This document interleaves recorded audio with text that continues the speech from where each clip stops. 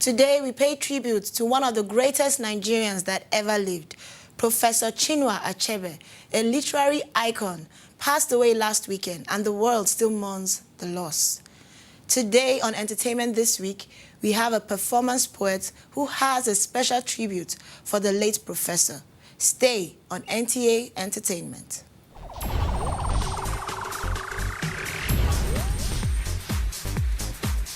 After successfully hosting the world-famous Calabar Festival last December, Nigeria's Cross River State became the location for yet another international music treat, the Calabar International Jazz Festival. The festival provided the ideal Easter weekend getaway as world-famous performers attracted huge crowds for the 3 nights of headline performances by Eric Bennett from America, Jonathan Butler from South Africa, and Burna Boy, Asha, and Daria Tolade from Nigeria. The fun-packed program featured daytime activities and tours for all the family, exclusive after-parties with celebrities and tours. Barely a week after the celebrity wedding of Two-Face and Annie, some of their Nigerian fans are at loggerheads about why the wedding was held in Dubai and not in Nigeria. A female fan wrote an open letter to Two-Face Idibia saying he should have had his wedding in Nigeria because Nigerians got him to where he is.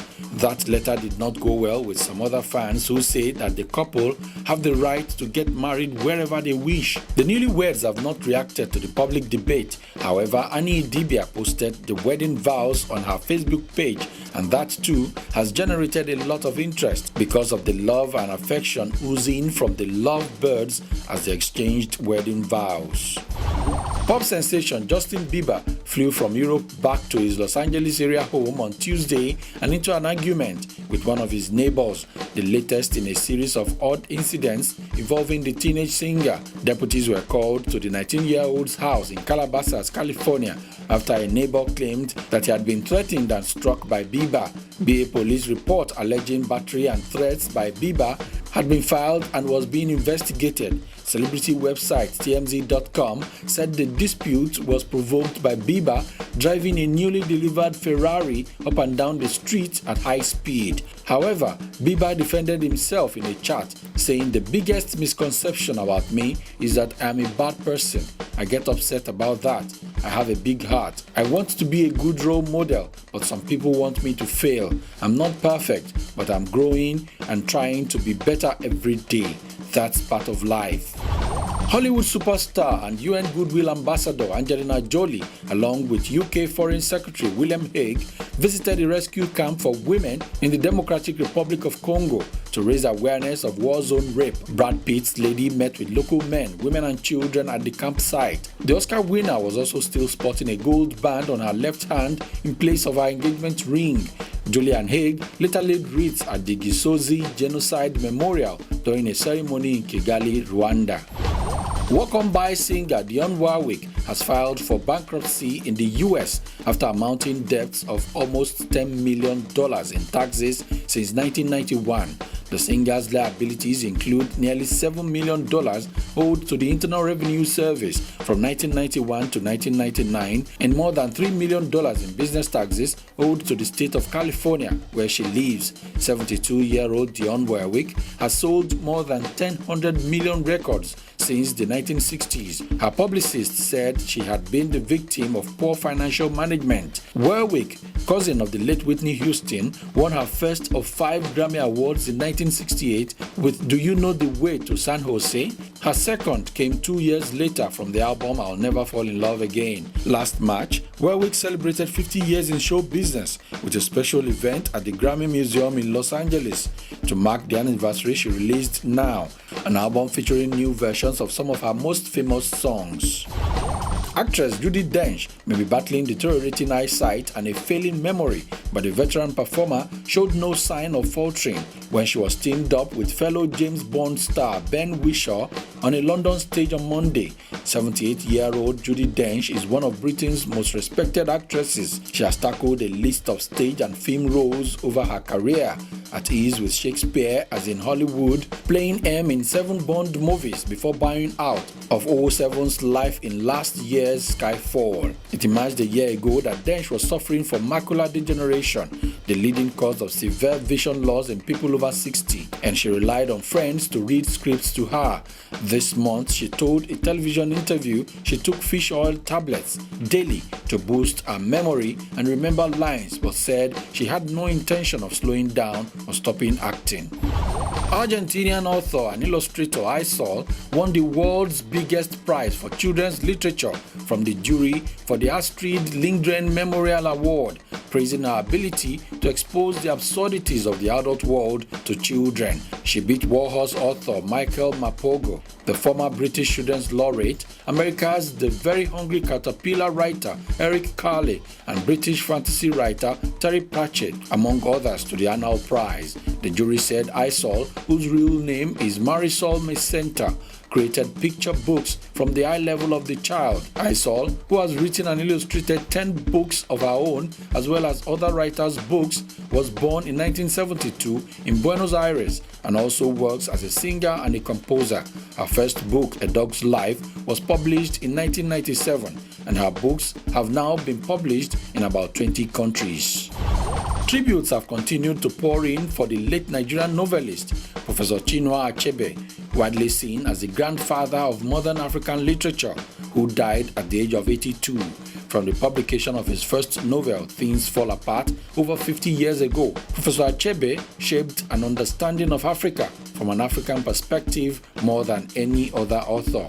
As a novelist, poet, broadcaster, and lecturer, Achebe was a yardstick against which generations of African writers have been judged. For children across Africa, his books have for decades been an eye-opening introduction to the power of literature. South African President Jacob Zuma described Achebe as a colossus of African writing. Nelson Mandela, who read Achebe's work in jail, has called him a writer in whose company the prison walls fell down. Nigerian President Goodluck Jonathan said Professor Achebe will live forever in the hearts and minds of present and future generations through his great works. Achebe's Things Fall Apart, published in 1958, was translated into 50 languages and has sold more than 10 million copies worldwide. A car accident put Achebe in a wheelchair in 1990. His last book, There Was a Country, was a deeply personal account in prose and poetry of the horrors of the 1967 to 1970 Biafra War, lifting decades of silence on the loss of friends, family, and countrymen that forever shaped his life. Stay on this channel for more tribute to this great icon from Nigeria to the world.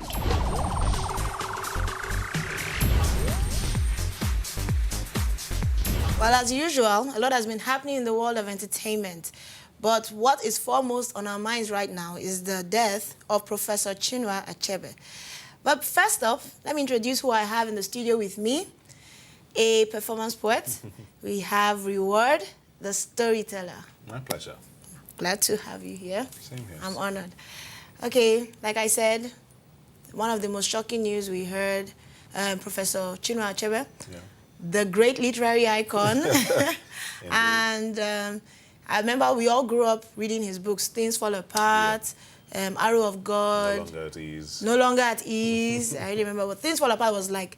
That was the novel for most of us. And it was, according to studies, it's the most widely read book in African literature. Yeah. So I'm just, what was your reaction when you heard about his death? My reaction was, I was initially very quiet, and it was expected and also non-unexpected. It was expected because he had been ill for a long time? Because he was old, and there had been signs. His last publication to me at the time was like a last will and testament. Okay. When I saw it and all the comments people had about it, and I said to myself, this man has had something in his heart for 80-odd years. What last publication? His last book, There Was a Country. Okay, yeah. Yeah, people talked about it. He shouldn't have said this. He shouldn't have said that. Why did he say this? Why did he say that? And he had come to a point where he no longer cared what people... No, not that. He realized that he didn't have forever. And He so, needed to get yes, something he needed to get, he's held it in his heart for so long, for whatever reason, and he needed to let it go so that people would, you know, his own version, his own part of the story would be told while he was still alive. And when I heard that, read that, I was like, this man doesn't have much too long. That's answer. And actually, he is described as a critic, so we don't always like what critics have to say. No, we don't always do, you know. Okay, well, on a happier note, Yeah. Two-Face and Annie's wedding held in Dubai. And last week, we were all like, wow, we couldn't wait to see what was going to happen, you know, the fun and everything. But a lot of controversy has followed the wedding. People are complaining that they don't see why he took it to Dubai, why, you know, he couldn't stay here and celebrate with his fans. Someone wrote a long, angry letter saying, Nigerians made you who you are today. You should give us that respect and celebrate your wedding and, you know, make everything fully 100% Nigerian. What do you think? I think that people are over-emotional, And hard to please. overreacting, and impossible to please. Someone once said his greatest discovery of his life is that people will always be people. It's his wedding. I understand that, yes, if he didn't sing good music, you wouldn't be his fan in the first place. So let's put things in proper perspective. He did well, and we're identifying with the good work that he's done. He decided that for his wedding, he wants to have it in so-and-so place for whatever reason. And this might be his dream. Yes, so please accord him that respect if he chooses to take his wedding there. I know that there are expectations, reasonable expectation when you become a public celebrity or public figure that people have of you, but this is not one of those. This is not a reasonable expectation. He has the right to have it anywhere he wants. If he wanted to have it in his village, in his living room, in the moon, in China, he had the very best right to do so, and I think people should just cut him some slack. You've loved him. If you love someone, you cut him some slack. Give him some room. And at least he did his traditional wedding right. Yes, he did it traditionally. Yes, he did it right here in Nigeria, in the girls' village. So I mean, I think it's being you're asking for a little too much, really. Yes. Okay, now let's go leave the shores of Nigeria. Yep. And go to Justin Bieber's many troubles. You know, he was a cute guy when he came up with, you know, with the wavy locks of hair that girls were screaming over. I never got that though. So, but now he seems to be turning into a bad boy. What do you really think is going on with him?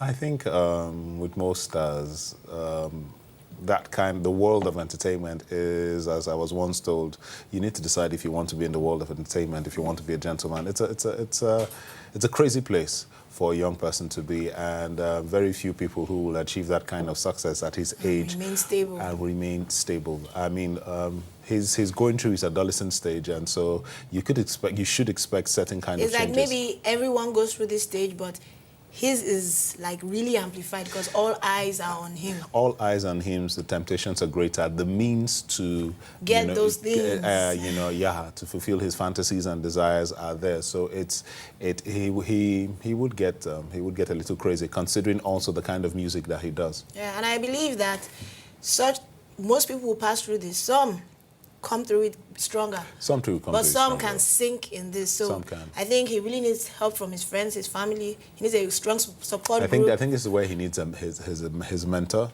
to strongly come in and set him straight. Everyone needs a mentor who has a good head on his shoulders, who can call you up and say, listen, you have to get your acts together. And if he doesn't have that, he will be in a bit of a trouble. If he does, maybe things will be okay. Angelina Jolie was involved in Congo's rescue camp for women. It was a fantastic story. And I think it's something that, instead of running around naked and, you know, having strippers at your birthday party, this would be a fine way to use the power that's been given to you for good. And Angelina Jolie has always been someone that's been political, you know, UN ambassador and all that.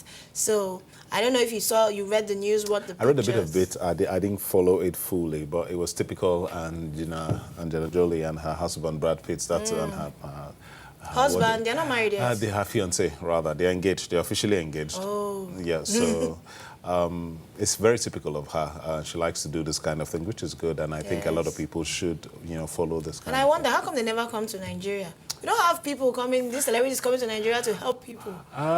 Nigeria, we can't take care of ourselves, really.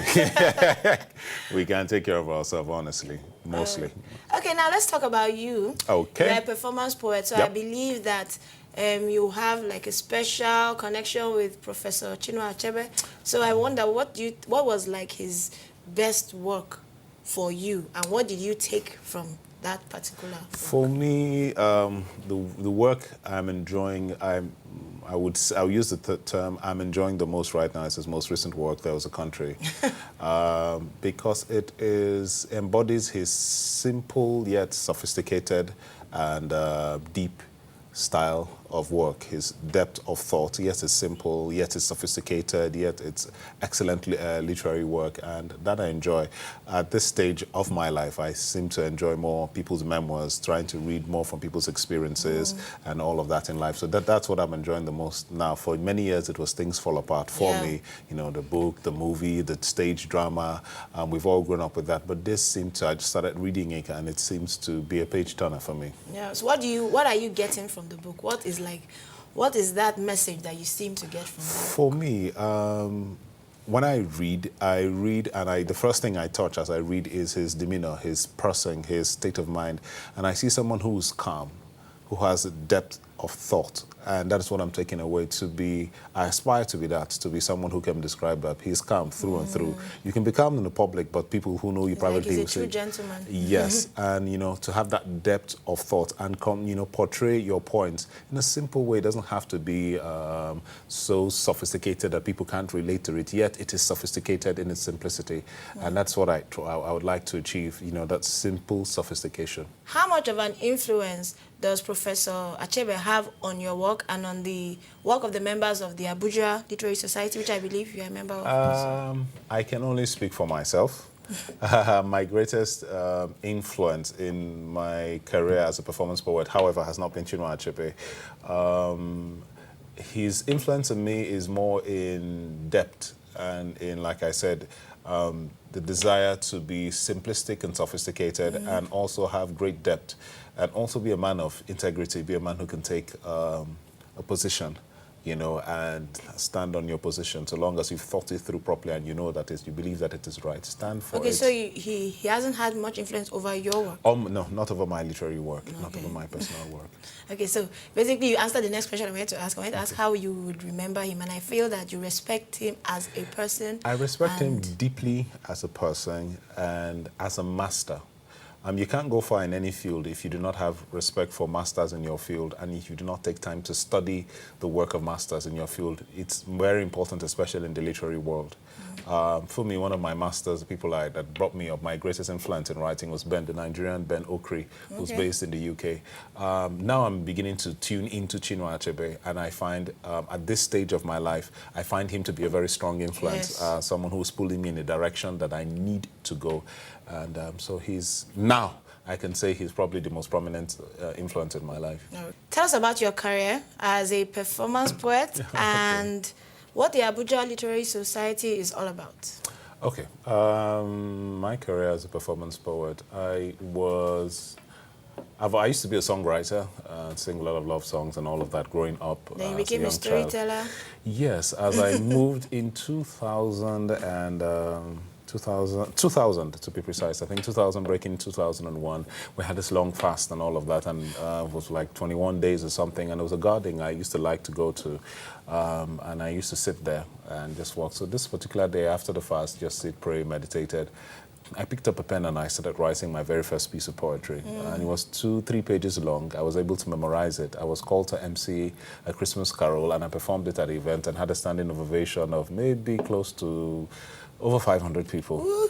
And that's how it started for me. And I began to, a lot of works I had written for song, I began to convert them to spoken word. And it was a very difficult part because I didn't start storytelling, as I call it, because I wanted to be a literary icon or a literary person. I still don't consider myself, if I had to choose how I would like to be remembered, it would not be as a literary icon as much as being a storyteller, a man who searched for the truth, searched for the meaning of things, and is able to communicate that to people. That actually was the driving force behind my performance poetry. So that's how it started. I kept on working, kept on writing a bit. head of the Abuja Literary Society, and someone had a message. Someone called me, invited me over, and I performed. And the Abuja Literary Society gave me a platform to begin to grow, and took off from there. They helped me get in touch, open doors for me to perform at very high-profile events. I was able to perform at the homes of the American ambassador at the time. I was able to perform with the British Council, one of the few poets who was able to perform at the British High Commission, giving letters of recommendation and all of that. And so my career began to grow. My work also involved from very deep thinking thoughts. I had all kinds of things, simple, fun stuff, deep stuff, love stuff, and it began to grow. At some point in time, I put music to some of the pieces of poetry that I had, and it got on radio. It did fantastically well, got the top, Buju Top 10 several times. It was on top ones. And boom, it blew up, became a celebrity, enjoyed a bit of the limelight and all of that. So it's based on what you are saying, it seems to be a viable career. I have to admit that performance poetry is not something I really know about in Nigeria. Yeah. But based on what you are saying, it seems to be... I've made money from performance. I wouldn't have, let me put it this way. I've made money from performance poetry. It's, if you know what you're doing, if you keep at it. I've also suffered a lot. There were lots of periods where there was nothing. You Sometimes you had to do some free shows? No, a lot of times, yeah. You probably trek there and trek back, and nobody will give you the light of day. You've performed, they are so happy and they forget about you and, go away. And it's there. It's much like every profession. You have to pay your dues after a while. So where do you see your career in the next 10 years as a performance poet? For now, I want to take my stories to cinema. That's what I'm more concerned about. For the past couple of years, I haven't done so much performance poetry, so I'm trying to convert my stories into short films, documentaries, and long films so that I can communicate more effectively some of the things that I want to. I also will still perform, but my passion at this point in my career is to take those things take the poetry to video, take it to movies and all of that, so more people can have access to it. Okay. Big dreams. Yes, they are. Wishing you all the best. Thank you. In all your endeavors. Yeah. We will never forget Professor CHINUA ACHEBE. May his soul rest in peace. Next week, we will be joined by a fashion icon and take a look at Nigeria's fashion industry. I leave you with a special tribute from Chinwe Eze Anya, read by Reward. Awed by his cool demeanor, not knowing that he watches me too. He turns his neck anti-clockwise and spread his wings for his flight.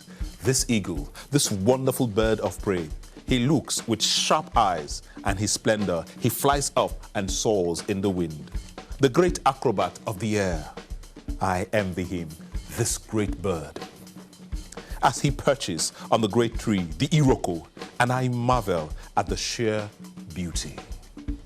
I doff my hat for this great bird. I marvel at the power of his talons and for the soaring height attained from youth. Since things fell apart, no longer at ease, as in years gone by, but his spirit still alive, still adding value at his pace. One great poet, one literally giant, the majestic bird of the air, the regal golden eagle, our literary mentor, ACHEBE, the great eagle on the Iroko. Thank you.